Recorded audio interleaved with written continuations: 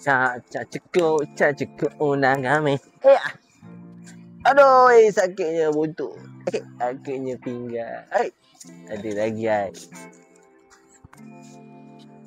Terima kasih Min. Ada kopi kita review lagi. Bersama saya Man daripada geng Yuska anda.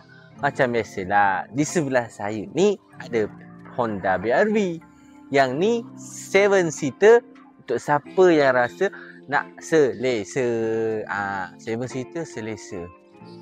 Boleh.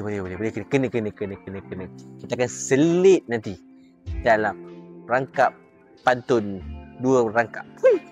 Okey, macam biasa BRV ni dia antara SUV plus MPV daripada Honda.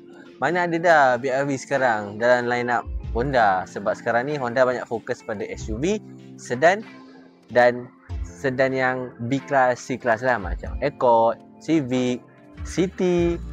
Hatchback ni sekarang pun City hatchback. Lepas tu SUV, WRV, HRV, CRV.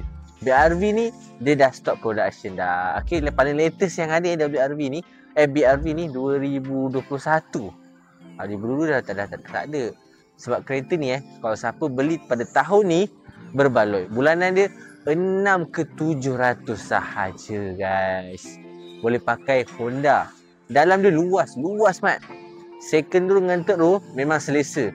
Tak ada isu sempit kat kaki, tak ada rasa rendah dekat kepala. Sebab dia kereta ni tinggi dan memanjang. Korang boleh tengok kat belakang, ketinggian dia sangat-sangat tinggi. Betul tak tipu. Kalau 170 plus minus boleh, tak ada masalah. Ruang belakang yang third row tu memang best. Dan ruang belakang third row tu kalau korang tak nak pakai, korang boleh duduk dan korang boleh buat macam ruang bonet. Okey, untuk keselesaan, selesa. Kalau untuk kelajuan tak boleh lah, sebab ni BRV, dia size MPV.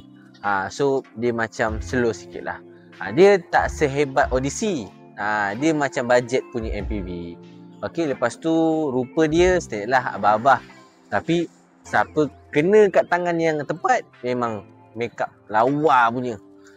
So kalau korang suka dengan kereta ni, boleh komen. Sebelum akhiri kita punya video, macam biasalah, ada pantun lagi untuk korang. Apa dia?